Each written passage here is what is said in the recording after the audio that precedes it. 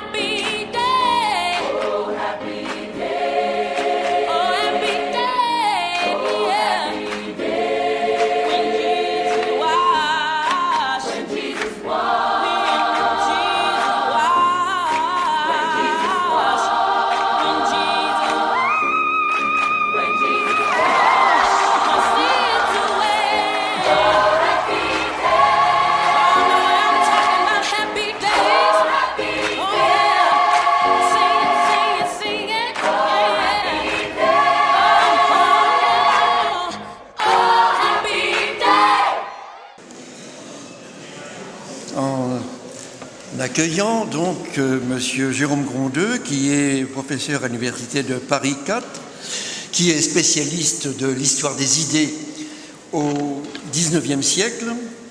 Il a publié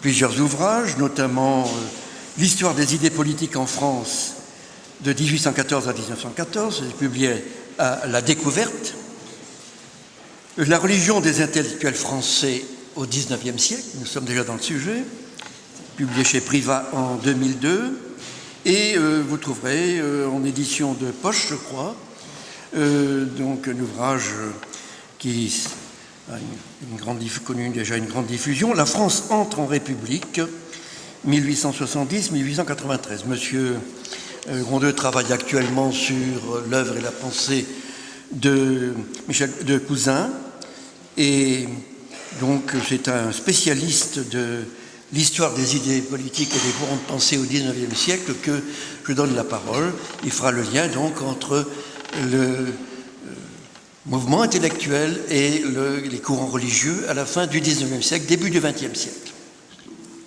Je vous remercie.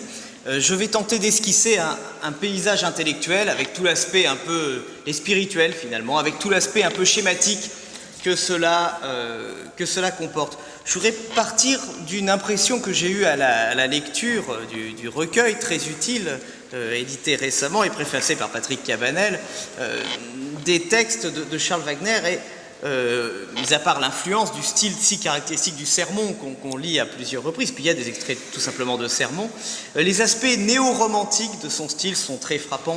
On a beaucoup parlé de sa sensibilité à la nature, de cette espèce de religion de la nature, en se demandant si elle venait pas aussi un petit peu de sa fréquentation assidue de Spinoza, mais lui à plusieurs reprises revient sur cette idée que très tôt il a une sorte de sentiment religieux de la nature. En fait, cette tonalité romantique ou néo-romantique n'est pas entièrement fortuite, n'est pas entièrement individuelle. On trouve dans le climat intellectuel de la Belle Époque, 1900, mais plus largement de la fin des années 1880 à 1914, on a quand même une certaine unité de cette période, plusieurs signes de ce qu'on pourrait appeler une sorte de néo-romantisme. On a parlé de spiritualisme, de renouveau spiritualiste tout à l'heure, on va essayer de revenir là-dessus. Après une petite quarantaine d'années, des années 1840 aux années 1880, où on a vu s'affirmer le positivisme, c'est-à-dire au sens large, une attitude de confiance en la science, voire parfois de monopole accordé à la science sur le plan de la culture, pour dire la manière dont les hommes devaient vivre. Alors, je voudrais d'abord resituer cette Belle Époque dans l'histoire intellectuelle du XIXe siècle, ensuite en dire les traits dominants, et puis venir à la manière dont Charles Wagner se situe en son temps, puisqu'effectivement il a à la fois un positionnement original, mais qui n'est pas totalement hors de pair, totalement hors norme, tel qu'on ne puisse pas le situer. Avant de parler de néo-romantisme, il faudrait parler partir d'une définition très rapide du romantisme, de ce courant d'idées qui a dominé la culture européenne pour aller vite dans la première moitié du XIXe siècle. On va voir qu'on retrouve beaucoup de ça chez Charles Wagner.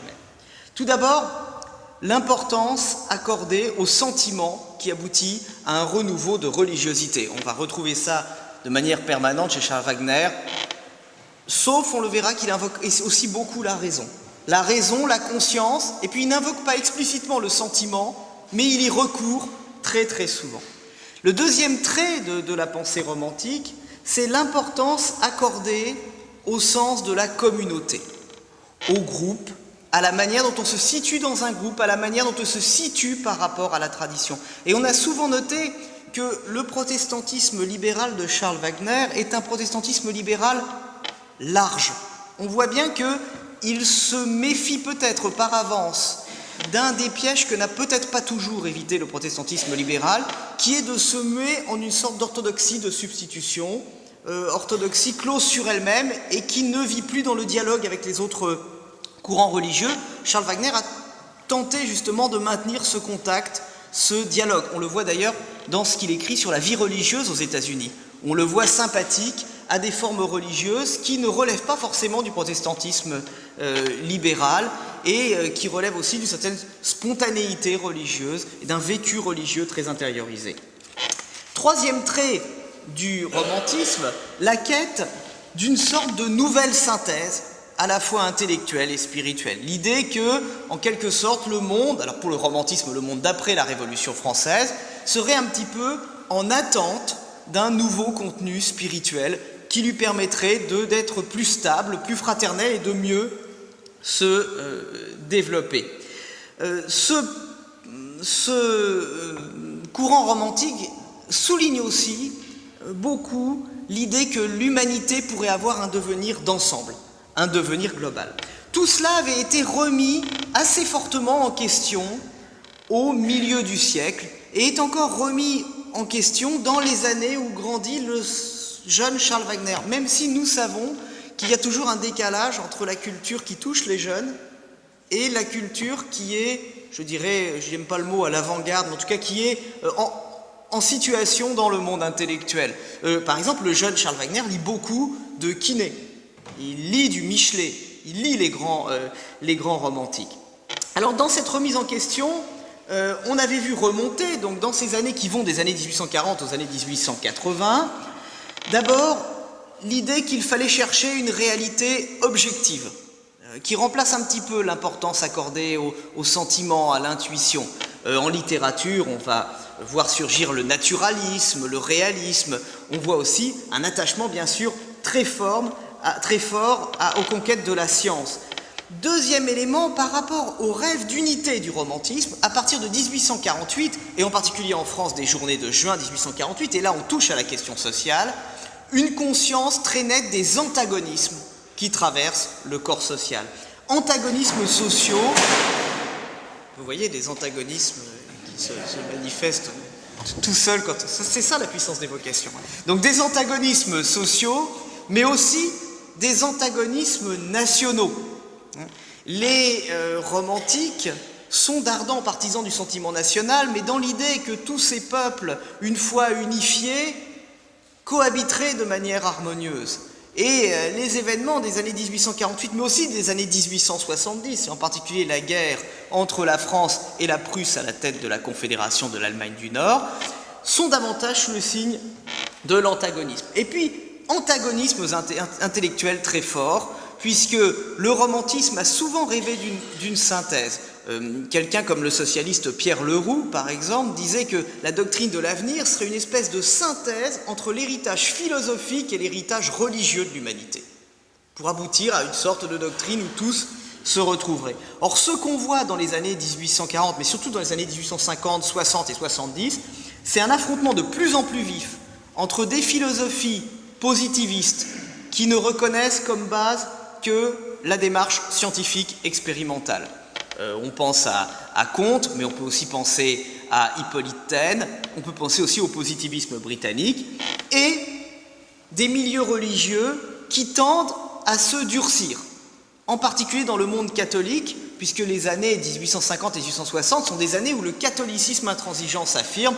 1864 est l'année du syllabus, annexe de l'encyclique Quanta Cura, dans laquelle le pape Pie IX condamne les erreurs du monde moderne. Ce syllabus a eu un grand retentissement. Il n'est pas étonnant d'ailleurs que dans ce contexte, le protestantisme, qui est plutôt en situation de médiateur entre les requêtes de la pensée moderne et l'héritage religieux, se trouve écartelé, comme on l'a noté à plusieurs reprises, entre une aile, pour aller vite, libérale et une aile évangélique, même si, comme on l'a souligné très souvent, et la présence d'André Ancrevet oblige à le souligner plus encore, si on l'avait déjà fait, il y a une infinité de positions médianes et de positions plus modérées. Les années 1880-1890, qui sont les années où Charles Wagner commence véritablement à émerger, commence à produire, ont été le théâtre d'un nouveau retournement, avec une mouvance néo-romantique, un climat spiritualiste qui est peut-être moins dominant que ne l'avait été le romantisme à son époque, qui est un petit peu différent et qu'on va essayer maintenant de caractériser. Vous allez voir là aussi qu'on va trouver des choses que ceux d'entre vous qui ont un petit peu lu les écrits de Charles Wagner vont reconnaître. Alors tout d'abord, une pensée qui se développe sur les limites de la démarche scientifique. C'est bien sûr la philosophie d'Henri Bergson, on l'a déjà évoqué, Patrick Cabanel l'a évoqué tout à l'heure, mais c'est aussi par exemple les travaux du philosophe et mathématicien Henri Poincaré, c'est aussi les travaux d'un philosophe comme Émile Boutroux. On a du mal aujourd'hui à comprendre l'originalité de ces travaux parce que nous sommes encore généralement dans la conception de la science qu'ils mettent en avant. À l'idée d'une science qui dévoilerait la mécanique du monde, qui dégagerait des lois gravées dans le réel, s'oppose l'idée d'une science expérimentale qui construit des modèles théoriques, qui essaye de proposer des explications, qui les teste, mais qui ne dit jamais le dernier mot des choses, qui laisse toujours de l'inconnaissable. Donc cette idée qu'il y a bien un progrès scientifique, il y a bien des conquêtes de la science, ça c'est pas un climat de réaction anti-scientifique, il faut bien le souligner parce que parfois certaines polémiques à l'époque ont pu donner à le croire. Mais il s'agit plutôt d'expliquer que la science ne pourra pas avoir la clé ultime de l'univers. Parce que, effectivement, la démarche scientifique même est obligée de laisser de côté une partie de la réalité. On voit très bien ce changement quand on regarde ce qu'un écrivain comme Anatole France, qui est contemporain de Wagner, dit de sa jeunesse. Il dit que dans sa jeunesse, on avait l'impression que la théorie de l'évolution des espèces de Charles Darwin était une espèce de clé qui allait donner l'explication de l'ensemble des phénomènes humains. Qu'on pourrait l'adapter à la sociologie, à l'économie, à l'histoire, qu'on pourrait tout comprendre de cette manière-là, même si Darwin était beaucoup plus prudent, d'ailleurs, là-dessus. Et Anatole France explique que ça fait partie pour lui des illusions de sa jeunesse, des illusions des années 1860. Donc, dans les années 1880 et surtout les années 1890, on souligne que l'interrogation métaphysique, religieuse, morale, retrouve une place. De plus en plus de penseurs commencent à considérer que la démarche scientifique, qui a connu des avancées extraordinaires, ne suffit pas à régler tous les problèmes de la vie en société et tous les problèmes de la destinée humaine. Alors, j'ai dit que ces courants n'étaient jamais tout à fait majoritaires. Il y a contre ce courant néo-spiritualiste, si on veut, une sorte de résistance universitaire. Alors, on pourrait s'en indigner, mais peut-être que ça montre à quoi sert l'université. Vous savez que l'université, comme tous les mondes savants, peut être traversée de modes, peut être sensible aux courants dominants, mais elle a peut-être aussi pour fonction, quelque part, de les contrebalancer et quelque part de les opposer. Il y a tout un problème de la relation entre l'université et l'opinion. Alors que, pendant les belles années du positivisme, pendant les années où triomphait Taine, où triomphait Renan, où triomphait Auguste Comte, la philosophie universitaire était restée plutôt spiritualiste et était plutôt critique vis-à-vis de cette attente énorme de la science. Dans les années 1890 et 1900, c'est le contraire qui se passe. On l'a dit, il y a beaucoup de conversions parmi les intellectuels, il y a un renouveau de la mystique, un renouveau de l'interrogation métaphysique, mais ce qui s'organise à l'université, c'est plutôt la diffusion des méthodes scientifiques. En histoire, en critique littéraire, ce sont les belles années de Gustave Lançon, mais aussi en sociologie, puisque ce sont les années où Émile Durkheim réussit à faire de la sociologie une discipline universitaire, et il définit cette sociologie comme utilisant la méthode scientifique de l'induction. On part des faits constatés, on les classe, on fait des idées, après on les interprète. Cet idéal de la méthode scientifique, dont il n'est pas évident que les scientifiques le suivent toujours, en tout cas je sais que les historiens ne le suivent qu'à moitié.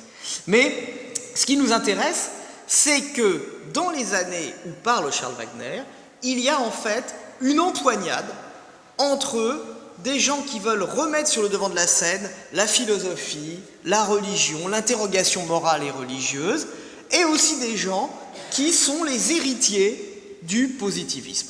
Donc, c'est la première caractéristique de l'époque dans laquelle vit Charles Wagner. Vous voyez tout de suite que Charles Wagner va être plutôt du côté de la réaffirmation d'une certaine philosophie spiritualiste. On reviendra sur ce terme tout à l'heure. Le second point qui domine les années 1890-1900, c'est l'idée d'une crise de la société. Alors ça peut sembler très étrange. Vous savez que les contemporains ont toujours le sentiment que la société est en crise et qu'ils vivent une époque charnière. C'est quelque chose qui est très amusant pour l'historien quand il regarde le 19e. Personne ne dit « nous vivons une époque où il ne se passe rien », qui n'est pas cruciale. Le seul qui le dise une fois, c'est Charles Péguy, quand il a l'impression qu'il ne va jamais rien se passer et qu'il désespère de sa génération. Mais en tout cas, il y a une époque, à l'époque, l'idée d'une crise de la société. Ça contraste avec le fait qu'on appellera cette époque la Belle Époque, après coup en 14-18. Mais ce contraste n'est qu'apparent. En effet, jusqu'en 1895, la France est dans un contexte de crise économique fort, avec un chômage fort. La reprise ne se fait que très progressivement de 1895 à 1900. Ensuite, c'est la croissance. C'est aussi une période où les antagonismes sociaux sont forts. Les grandes grèves du 1er mai, qui aboutissent en 1891 au massacre de Fourmi.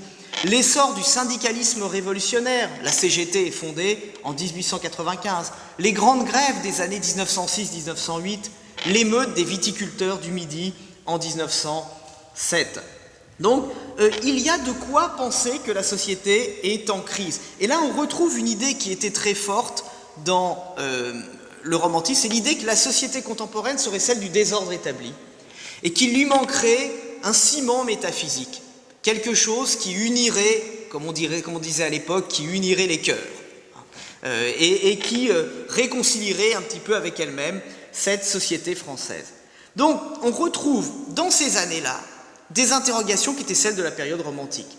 La société qui repose sur les bases de 1789, liberté individuelle, égalité juridique, peut-elle se stabiliser ou faut-il lui trouver un autre fondement?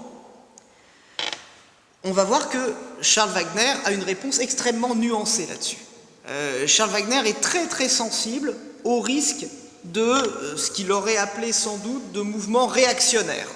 C'est-à-dire l'idée qu'on bazarderait l'héritage de 1789 parce que tout ne va pas bien dans la société. Ça renvoie à ce que Patrick Cabanel disait tout à l'heure sur la place de Charles Wagner dans la République.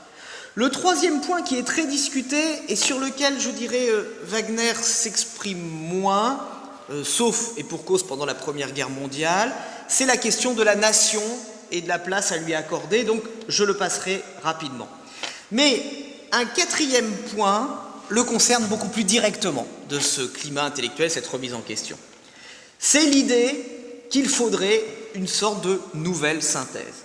Alors là, le néo-romantisme de ces années-là est quand même assez fort. Les romantiques ont très très souvent attendu ce qu'ils appelaient une religion de l'avenir. Cette religion de l'avenir, c'est un grand rêve du XIXe siècle. L'idée générale de beaucoup de penseurs, de la majorité des penseurs, pas de tous, c'est qu'une société pour bien vivre ne peut pas se passer d'une religion. Elle ne peut pas se passer d'un certain nombre de principes incontestables.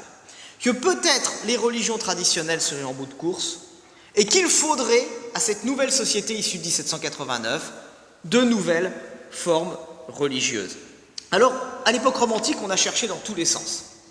Les uns voulaient revenir purement et simplement à la religion traditionnelle, les autres voulaient faire une philosophie religieuse qui couple des motifs philosophiques et des motifs plus ou moins exotiques. Pierre Leroux et Jean Reynaud associent comme ça l'idée de progrès, l'idée de trinité et l'idée de réincarnation.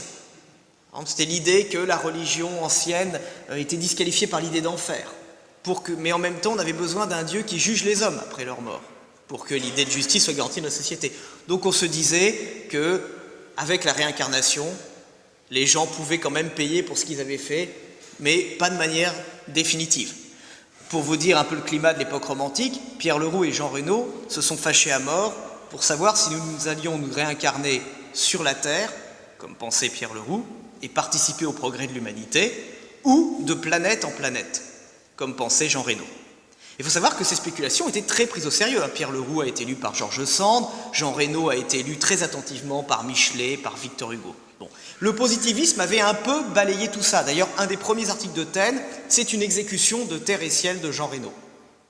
Et puis, on retrouve l'idée de religion de l'avenir. D'abord, elle avait été récupérée par certains positivistes, on en a parlé tout à l'heure. Auguste Comte avait tenté de construire une religion de l'humanité. Avant lui, Saint-Simon avait tenté de faire un nouveau christianisme. C'était des religions sans surnaturel. Par exemple, Comte offrait à ses adeptes ce qu'on appelait l'immortalité subjective. C'est-à-dire que si vous le méritiez, si vous aviez participé à la marche en avant de l'humanité, on entretiendrait votre souvenir. Perspective de vie éternelle qu'on peut juger, que ça ressemble un peu beaucoup à ce qu'on entend dans les films, à la télévision, mais il vivra dans ton cœur tant que tu te souviendras de lui. Mais effectivement, ça n'avait pas suscité un enthousiasme débordant. Les penseurs de la Belle Époque ne peuvent pas ignorer qu'aucune de ces religions de l'avenir n'a réussi. Et que finalement, aucune de ces grandes synthèses, par exemple Michelet pensait que la Révolution française serait le début d'une nouvelle religion. C'était le début d'un phénomène religieux. Là, on est à la fin du siècle, on peut bien voir qu'aucune n'a réussi. Alors, s'ils ont le sentiment que la science ne va pas remplacer l'ancienne religion, ils vont plutôt chercher ce qui pourrait donner un contenu spirituel à la démocratie, au monde dans lequel ils sont. Donc, ils vont chercher plutôt une mystique qu'une synthèse intellectuelle. Une mystique au sens où on trouve le mot chez Peggy. J'ai pris pour vous éclairer, j'ignore si ça va le faire, deux définitions dans ce merveilleux outil qui est le Trésor de la langue française, qui est un dictionnaire du français du 19e et 20e siècle qui est fait par le CNRS, qui dit que la mystique est, d'une part, un ensemble de croyances, de doctrines, qui suscitent une adhésion de caractère passionné, on retrouve cette espèce de romantisme, ou encore un sentiment exacerbé et absolu, centré sur une représentation mythique, ce qui est un peu plus inquiétant peut-être. Il ne faut pas oublier que la Belle Époque est aussi celle où s'accumulent les matériaux intellectuels de ce que seront les régimes totalitaires, qui ont fait de la mystique politique un usage très large. Mais nos hommes de la Belle Époque sont très prudents. Ceux qui vont forger les doctrines totalitaires, Lénine, Mussolini, certains penseurs de la droite révolutionnaire française, ont comme caractéristique d'être plus des militants que des penseurs. Pour recréer l'illusion qu'on peut faire une synthèse valable pour tout, il faudra, on me passera l'expression un peu familière, mais l'étroitesse d'esprit du militant professionnel qui, dans son parti ou dans son groupe, vit un vécu de type secte. Et il faudra l'idée de révolution, cette idée d'un engagement total, sacrificiel, qui n'est pas tout à fait propice à développer le culte de la nuance. Alors, comment cherche-t-on des mythes à l'époque de Charles Wagner? Et comment cherche-t-on plutôt une mystique? Parce que le terme de mythe en français est un peu gênant parce que pour tout le monde, un mythe, c'est faux. C'est un peu du charlatanisme. Tandis qu'une mystique, au sens où c'est employé à l'époque, c'est pas forcément quelque chose auquel on ne croit pas. Ça peut être quelque chose auquel on croit sincèrement. C'est en fait quelque chose de mobilisateur. Alors il y a ceux qui cherchent à réactiver les mystiques traditionnels légués par les traditions. Il faut souligner que l'époque de Charles Wagner est une forte époque, par exemple, de militantisme du catholicisme intransigeant. En effet, ce catholicisme intransigeant, de refus du monde moderne, de refus de la sécularisation, a connu, et je reprends ici les travaux d'Émile Poulain, sous le pontificat de Léon XIII, qui est pape de 1878 à 1903, une espèce de retournement. Léon XIII a essayé de faire du catholicisme intransigeant, tout en étant aussi intransigeant sur le fond que Pie IX. Le pape libéral, c'est un mythe pour Léon XIII. Il a essayé d'en faire une doctrine mobilisatrice, justement. dans plusieurs domaines. Il a essayé de lancer une contre-offensive intellectuelle des catholiques, appuyée sur le thomisme, et même dans un premier temps, il a recommandé aux catholiques de faire de la critique biblique, d'écrire l'histoire, de s'engager dans le journalisme. Et puis, il a fait du catholicisme intransigeant sur le plan social une force de proposition, avec l'encyclique Rerum Novarum de 1891 sur la condition des ouvriers, qui essaye de proposer parfois des solutions très traditionnelles, l'organisation en corporation, parfois des solutions plus novatrices, la constitution de syndicats ou, tant que la société n'est pas réorganisée, l'intervention sociale de l'État. Il y a donc tout un militantisme catholique très actif dans les années 1890 et 1900, et on en trouve des traces dans les ouvrages de Charles Wagner.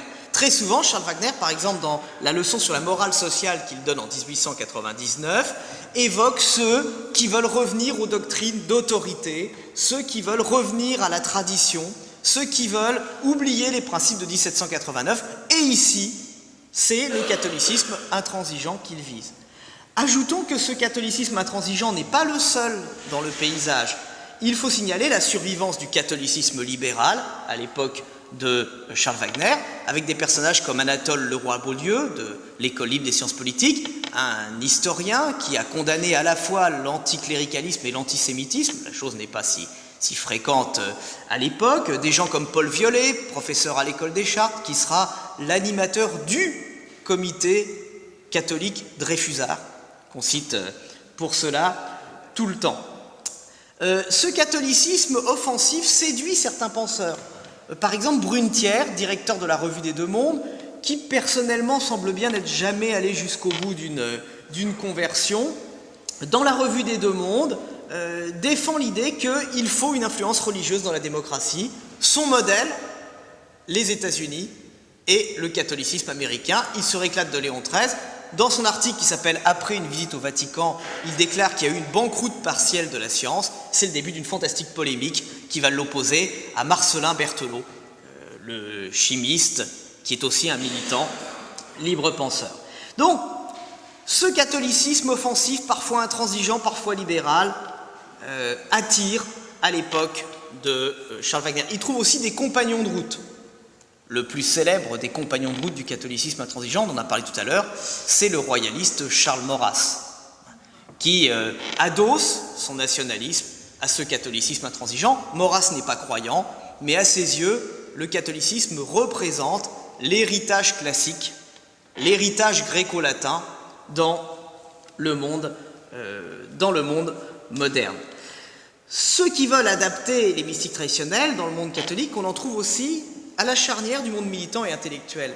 À l'époque de Charles Wagner, le sillon de Marc Sangnier, qui commence véritablement à émerger en 1900, envisage, et ici on retrouve des choses qui sont un peu jumelles de ce que voudrait faire Wagner et ses amis, de donner une âme à la démocratie. Telle est sa devise, donner une âme à la démocratie. Il s'agit en fait de remettre le catholicisme un petit peu dans le circuit, et puis Marc Sangnier évolue et essaye, quelques années plus tard, ce qui lui vaudra une condamnation par Rome, d'ouvrir son mouvement aux protestants, aux libres penseurs et aux catholiques. On voit cette idée d'essayer de recréer une espèce de pôle spiritualiste, une espèce de mouvance religieuse. Et bien sûr, la perspective de la rénovation de la mystique chrétienne nous mène bien sûr au protestantisme libéral et à Charles Wagner. Comme a commencé à l'expliquer Patrick Cabanel, Charles Wagner a une position très particulière. Il me semble aussi dans le protestantisme libéral. Il n'est pas très éloigné dans sa valorisation du vécu religieux, par certains aspects, des évangéliques modérés. Si on reprend ce qu'on a déjà évoqué ce matin, c'est un homme de centre-gauche qui n'est pas très éloigné des hommes du centre-droit protestant. On sait qu'il a joué un rôle dans l'Union de Jarnac qui cherche à réunifier tout cela. Et en même temps, il en appelle à la fois au sentiment et à la raison et au christianisme comme ce qu'il y a de plus conforme aux exigences du sentiment et de la raison. Il n'envisage pas que ce christianisme rénové puisse être à lui tout seul une nouvelle synthèse. On voit ici que les hommes de la génération de Charles Wagner sont peut-être un peu moins naïfs ou un peu moins optimistes que les romantiques. D'où l'importance qu'il accorde à la réconciliation des protestants entre eux et à la réconciliation avec les autres religions, au dialogue interreligieux. Il y a d'ailleurs dans le recueil de textes de Charles Wagner beaucoup de choses sur ce qu'il dit sur les Juifs. Il a même des propos sur l'Église catholique qui ne laissent pas entièrement fermer l'idée d'un dialogue. En même temps, Charles Wagner est concurrencé par de nouvelles mystiques. Et il y a deux nouvelles mystiques à la Belle Époque qui sont importantes, nouvelles relativement aux autres. La mystique socialiste. Plus que Tommy Fallow, plus qu'Élie Gounel, Charles Wagner apparaît comme un peu méfiant vis-à-vis du socialisme. Il dialogue, certes, avec les socialistes, mais il n'aime pas, dit-il, le isme du socialisme. Il voit dans le socialisme la possibilité que ça devienne un système englobant, un système exclusif. Mais il faut rappeler qu'à l'époque, le socialisme est souvent vécu comme une mystique. Jaurès lui-même le voit comme l'héritier de la mystique républicaine. Quand Jaurès préface son histoire socialiste de la Révolution française, il dit qu'il va être matérialiste avec Marx et mystique avec Michelet. Le jeune Péguy s'intéresse au socialisme comme à une mystique. Et c'est quand il est déçu par l'évolution du socialisme qu'il se retourne vers la mystique catholique et vers la mystique nationale.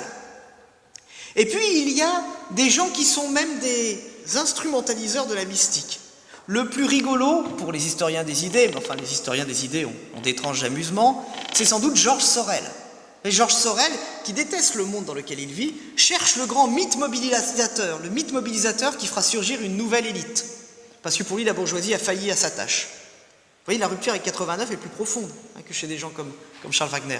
Il croit la trouver d'abord dans le syndicalisme révolutionnaire, dit le mythe de la grève générale va faire surgir une nouvelle élite, et puis déçu par le syndicalisme révolutionnaire, il se tourne vers l'Action française et vers le catholicisme intransigeant, sans être d'ailleurs aucunement tenté par une adhésion au catholicisme.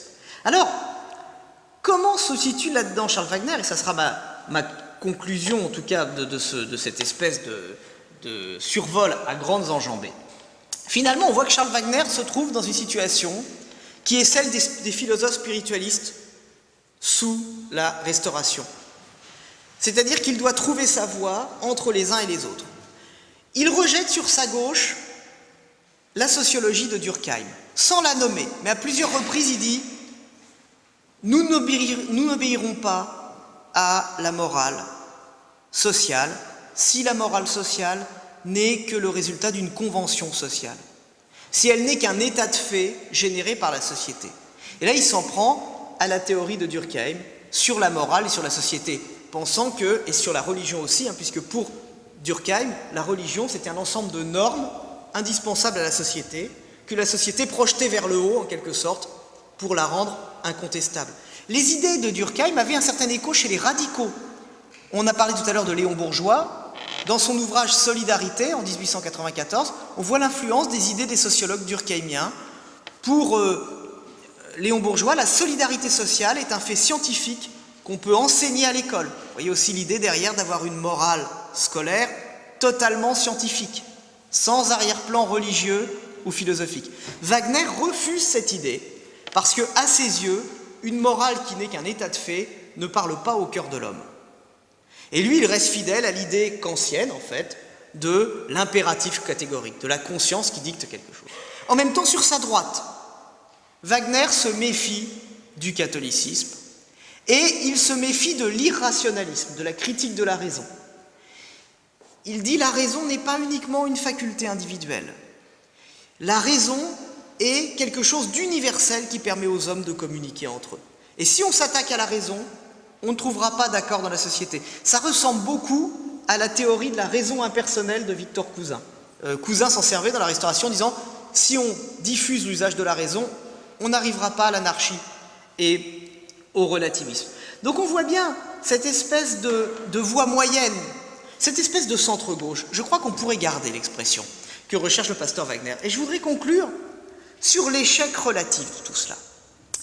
Comme l'a dit Patrick Cabanel, la remontée des antagonismes religieux autour de l'affaire Dreyfus, autour de la séparation de l'Église et de l'État, est fatale à long terme au projet de Charles Wagner, comme au projet de Ferdinand Buisson, même si on sait que Charles Wagner est plus chrétien, entre guillemets, que Ferdinand Buisson. Pourquoi ? Ce que veut faire Wagner, c'est une sorte de consensus spiritualiste, rassemblant tous ceux qui accordent une importance à la dignité humaine, à la morale, au respect de l'autre. Mais si un spiritualiste, c'est quelqu'un qui croit que l'homme est autre chose qu'un animal supérieur, si c'est quelqu'un qui croit qu'il y a un Dieu, si c'est quelqu'un qui croit qu'il y a des valeurs transcendantes et une survie après la mort, la majorité des spiritualistes français se trouvent dans l'Église catholique. Ils peuvent avoir un lien lâche avec cette Église. Si par exemple les catholiques n'avaient pas sécularisé dès le début de la Troisième République leur comportement politique, c'est-à-dire si ils avaient très vite voté pour des gens différents de ceux à quoi pouvait appeler à voter le clergé catholique, la République ne se serait pas installée en France. Mais en même temps, ces fidèles catholiques qui vont à l'église une fois de temps en temps, ils ont déjà une église. Ils se contentent d'y aller ou de ne pas y aller. Un axe spiritualiste nouveau, une religion de l'avenir, ou un christianisme élargi, ou un nouveau dialogue interreligieux, ça ne les intéresse pas particulièrement. En fait, l'axe spiritualiste, où on peut trouver des philosophes, des protestants, où on peut trouver certains catholiques libéraux, ne pouvait réussir qu'en recrutant sur sa gauche. Or, sur sa gauche, ce sont des mouvements de libres penseurs qui, au départ, sont à la fois spiritualistes et matérialistes, mais qui, au fur et à mesure que les antagonistes s'élèvent, sont de plus en plus, tout simplement, anti-religieux. Il y a donc un décalage. Tout à l'heure, Patrick Cabanel a dit que Ferdinand Buisson était un génie politique. J'ai beaucoup de tendresse pour Ferdinand Buisson. Je ne sais pas si Patrick est encore là. Donc, tu es là. Je ne suis pas persuadé. Moi, je pense que ce sont des gens qui, politiquement, ont perdu. Ça ne veut pas dire qu'ils étaient nuls. Le succès ou l'échec en politique n'est pas forcément lié à la qualité. Il y a des tas de facteurs qui rentrent. Et puis il y a des fois où probablement on ne peut pas gagner. Mais dans leur cas, je crois que ce sont des gens qui se sont trouvés dans une situation particulière. Il y a un symétrique de Charles Wagner. Et le symétrique de Charles Wagner, pour moi, c'est Charles Péguy. De même que Charles Wagner a voulu être un protestant large dans le camp laïque, et son héritage a fini par être finalement assez marginalisé, Péguy a voulu essayer d'être une espèce de libre républicain catholique. Péguy ne s'approchait pas des sacrements, par exemple. Péguy se disait catholique du XVe siècle. Catholique du XVe siècle, donc d'avant le XVIe, donc d'avant la rupture. Et de même que Charles Wagner a peut-être été un peu englouti dans le camp laïque, il semble qu'entre les deux guerres, Charles Péguy était un peu englouti dans le camp catholique. Je vous remercie.